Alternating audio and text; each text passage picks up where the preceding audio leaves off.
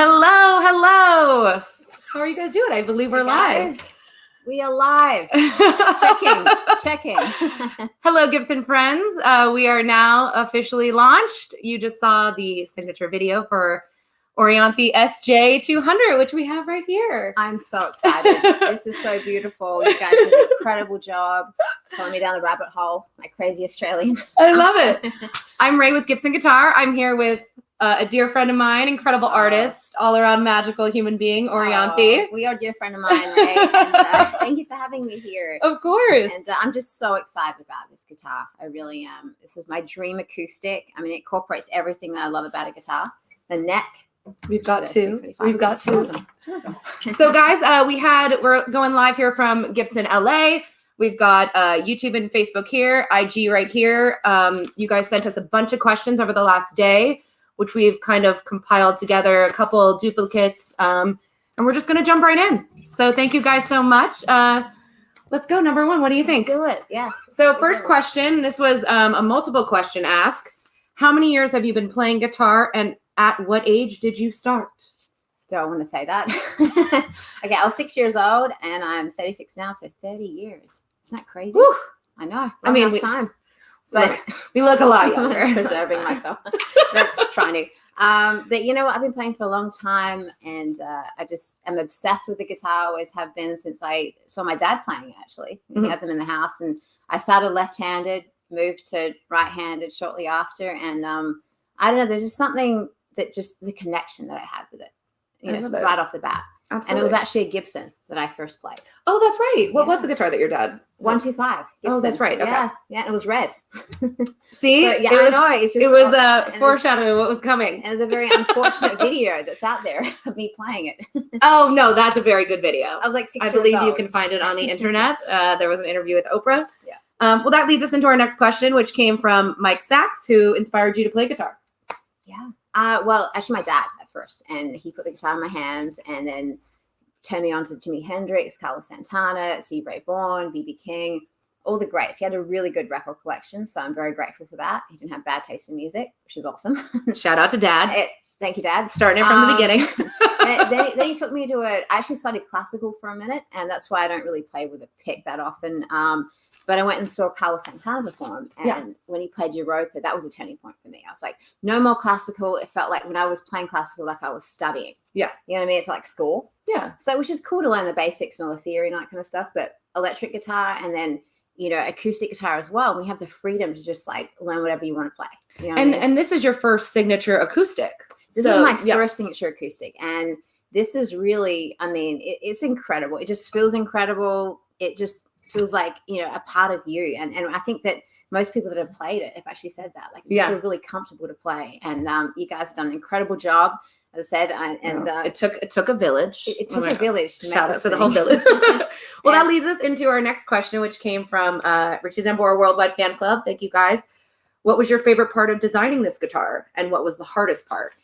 Well, going to Montana with yourself, and then meeting up with Robbie Johns, who's such a wonderful human being. I mean, he's such an angel, a spiritual, centered man who really took in everything that I was telling him, and he sat there and watched me play like all these different guitars, because we kind of went through them all with the Songwriter and the Parlor and all these different models, and then I picked up the J-200 and I'm like, since Elvis Presley played this, and Elvis was a big influence, Johnny Cash, and it's a big guitar. I mean, but the sound, you can't really beat the sound, I mean, when you play in a room, it's like a grand piano.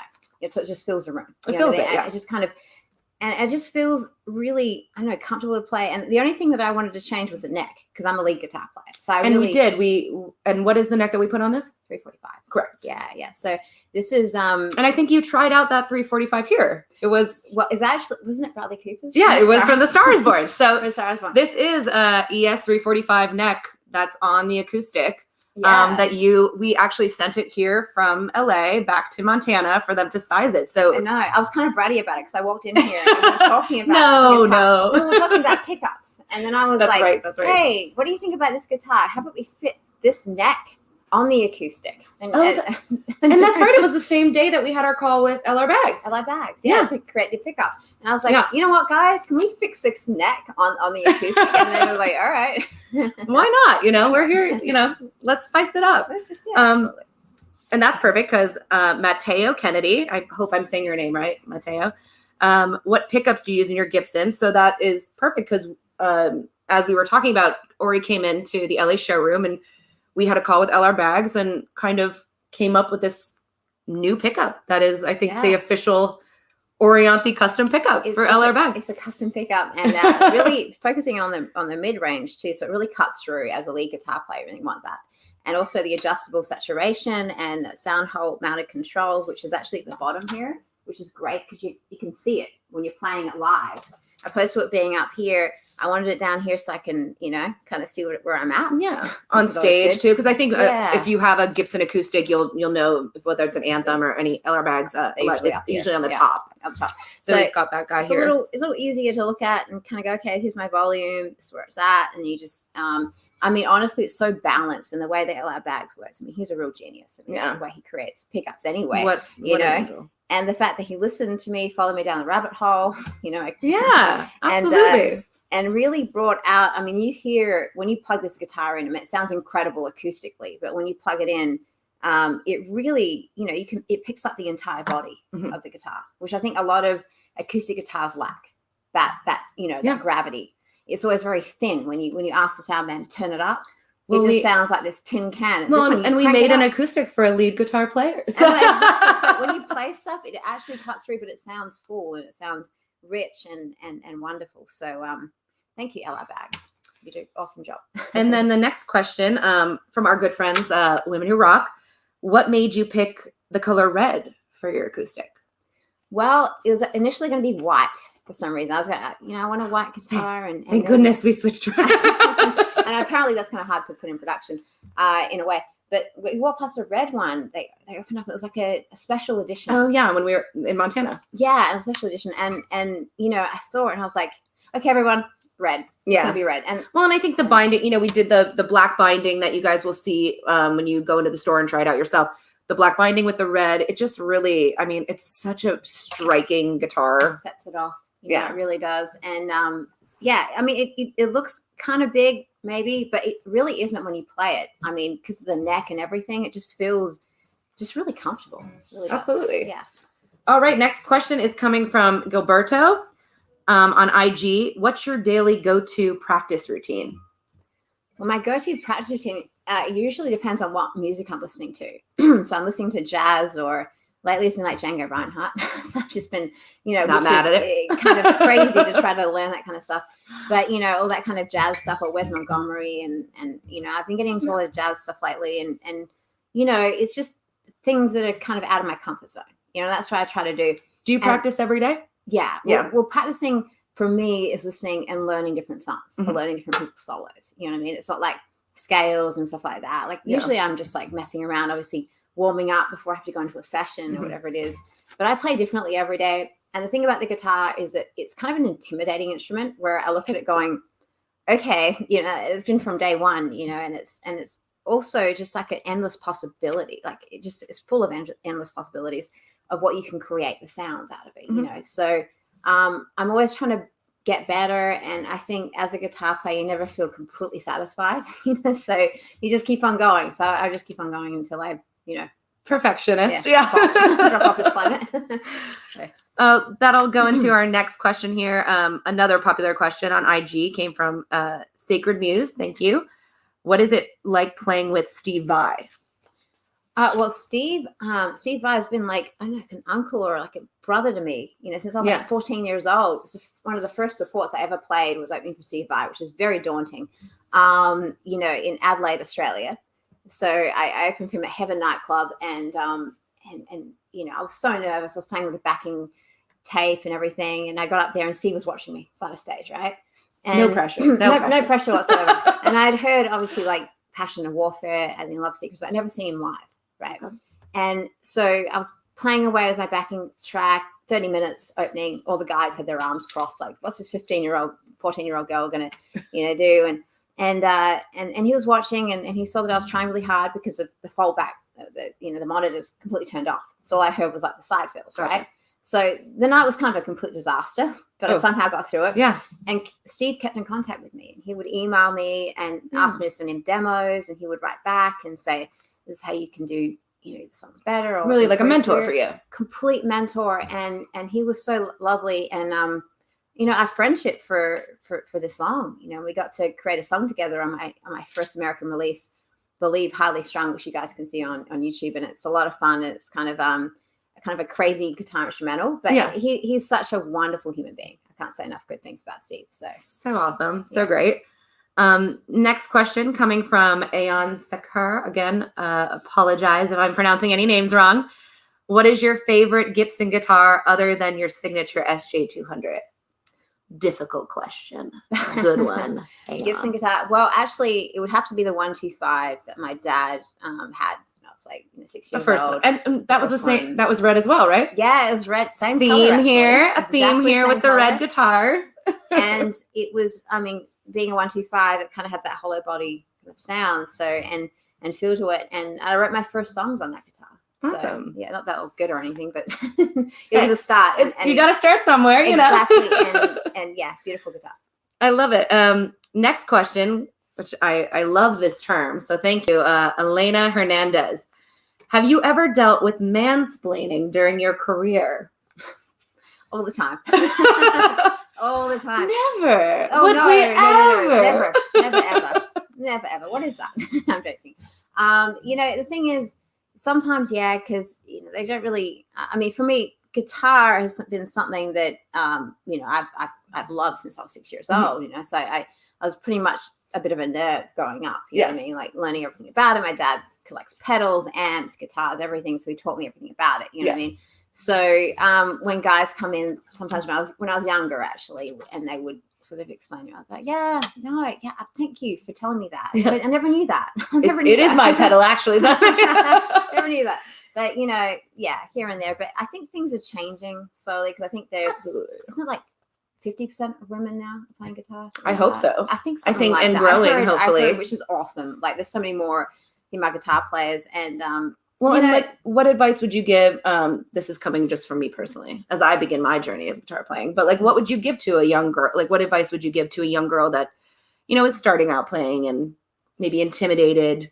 Never be discouraged, and I think that that's the biggest thing. We all, we're all lights, and we all have an inner power. We're all born with that. Every human being on this planet, right? So when you find your calling, never be afraid. Yeah.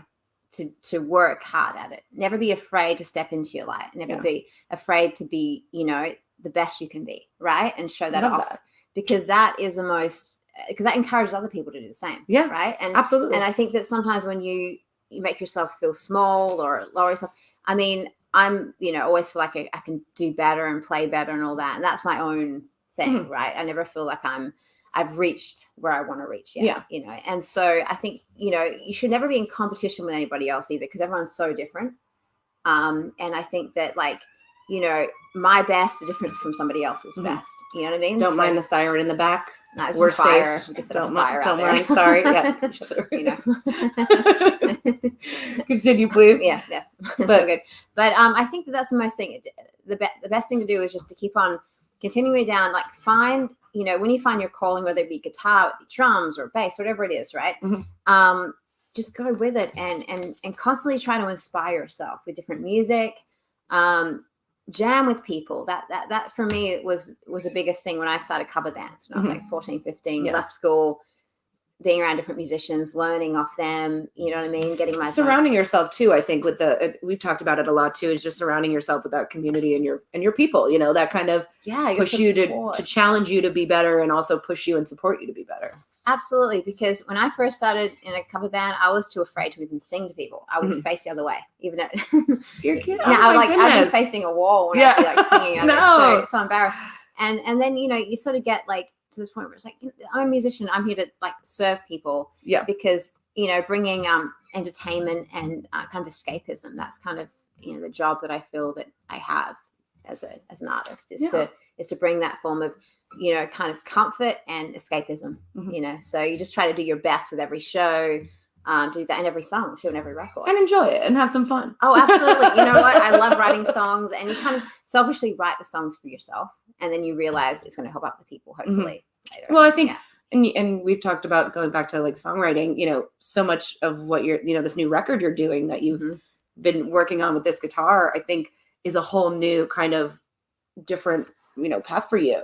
It really is. I mean, I'm really focusing, not that I hadn't before, but focusing on the songs and the stories and writing about my life, and in a way where I think this past year, like 2020, was a very reflective year for everybody, as much as it was crazy. For all of us. Yes, for everyone. I mean, I think that, you know, we dealt with so much as human beings on this planet, like dealing with what's going to happen, you know, next, and this sense of uncertainty, but kind of reflection as well, because it's the isolating thing where you kind of look within yourself and go, okay, this is where I'm at. This is what I need to work on. I need to get, you know, fix this part of myself. I need to work, you know, and this is what makes me happy, and different things. And also journaling. So I was doing a lot of when, you know, I was kind of isolated for a minute with my cat. So. Yeah. Who is a great Scarlett. Miss Scarlett, yeah, exactly. And so the next record is very much about that. And I've used this guitar a lot, actually, in the studio with Howard Benson. So I've been working a lot on that. And that's coming out, you know, this year at some point. But yeah, it's definitely not as hard as the last record, but yeah, as I said, it's definitely, this guitar definitely inspired me to write a lot of songs. Yeah, and to show your songwriting, you know, and your melodic way of like telling stories, I think is such a beautiful thing that you have. That, you know, I think people identify you as a shredder, which we all know you can do, and you're, you know, it's funny people say that, because I've been called for a lot of like different gigs after obviously Michael Jackson to come in and play on people's records, like just shred, just like play the tapping stuff and all that, you know. And it's like I grew up listening to B.B. King, you know what I mean, and Santana, so it wasn't really. I mean, Steve Vai, of course, you know, but I can't play anywhere near him, or Eddie Van Halen, you know. And so when I got the call from Michael Jackson, that was very stressful, because I'm like, okay, and now I'm going to learn beat it. Yeah. Well, so that actually leads us into our next question. What was it like being Michael Jackson's guitarist? Did you guys practice or talk while off stage? And that came from Abraham Reyna. So thank you, Abraham, for the question. Yeah, I mean, it was incredible. I didn't know what was really going to happen, because I got the email when I was working with Diane Warren and working on a song through MySpace those days, you know. And IG, there was a thing that was called MySpace. Yeah, kind of prehistoric Google at it. this point. Yeah.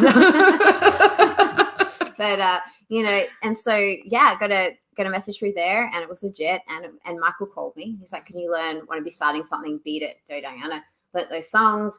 And was that kind of like your audition to? Well, he kind of said, "You're exactly what I'm looking for." Because he told me you're on the Grammys with Carrie Underwood, because I was playing a right. Right. And so I think he was in the audience or watching at home. Kenny Ortega, I think, was in the audience.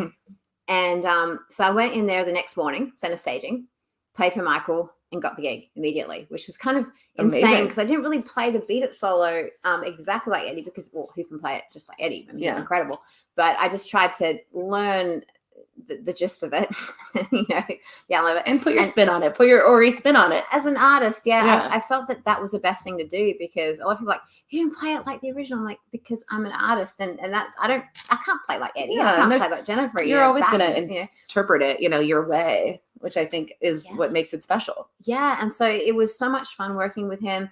He was very sweet, and you know, I was not too sure how to kind of talk to him at first, because he walked past the corridor one time, and I was walking by myself, and he was walking this way, and I didn't know, oh gosh, should I not say a word and run away? And I was like, you know what? I'm just going to be myself. And I was like, hey, Michael, how you doing? Yeah. And he's like, I'm just so happy that you're part of this band and part of this whole experience. It's going to be amazing.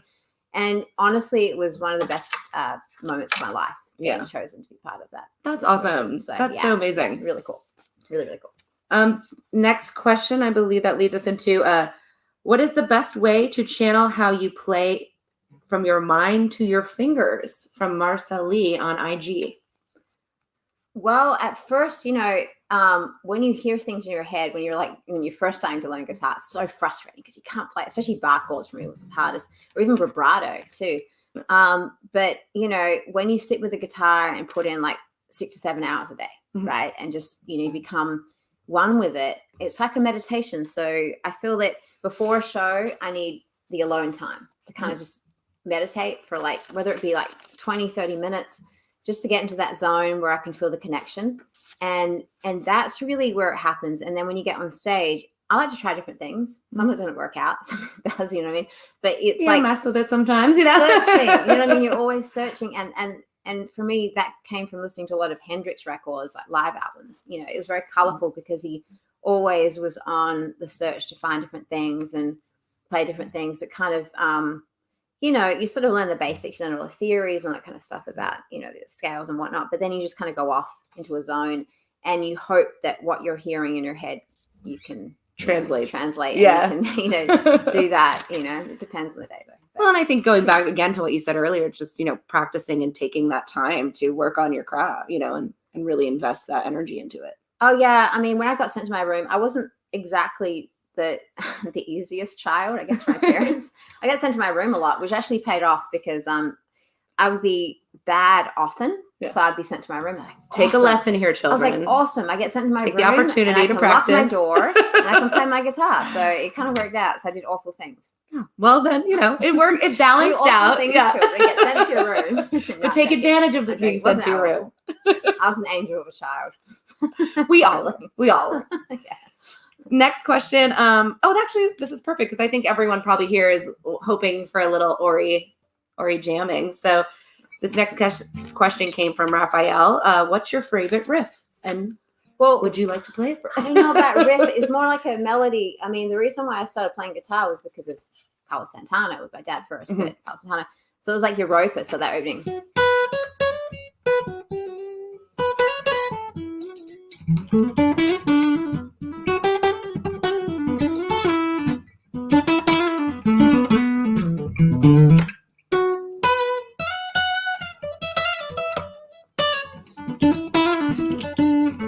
Anyway, yeah, so basically that opening riff is like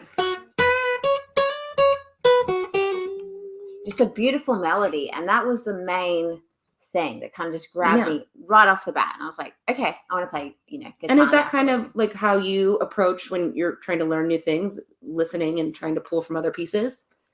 Yeah, I mean, the thing is, you know, melody for me is the main thing. You know, so when I'm playing a solo or structuring a song or anything like that, it always comes back to things that are memorable.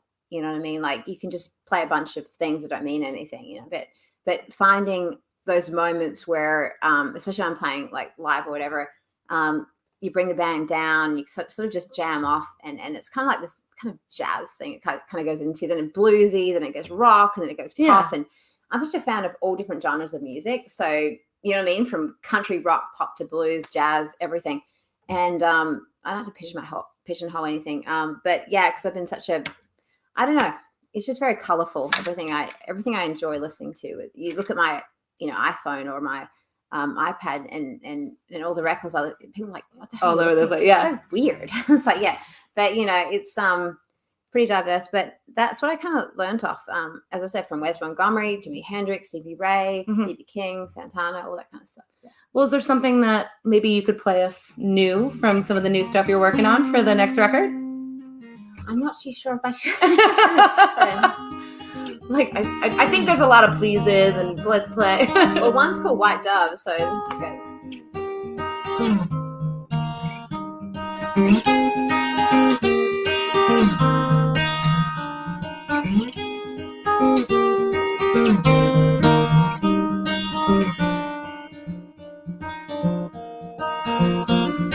I'm not going to sing anything right now. But it's called White Dove. That sounded absolutely amazing. That's one song, and there's many others, and I'm super excited about this new record. And obviously this beautiful guitar, which I think everyone that's played it has told me how much they really love playing it, and I hope you guys do too. Yeah, I mean, what better way to end than that, than getting a little taste of it. I hope the mic is picking up all its glory right now for you guys. Thank you guys so much for all your questions. This was awesome. I know Ori's going to be able to, this will live as an IG Live. This will live on our Facebook and YouTube. If you guys have any other questions, we'll dig into them later. Ori will get back and be able to respond to you guys. And thank you guys so much. We really had such a fun time here. Yes. Love you, Ray. Yes, always.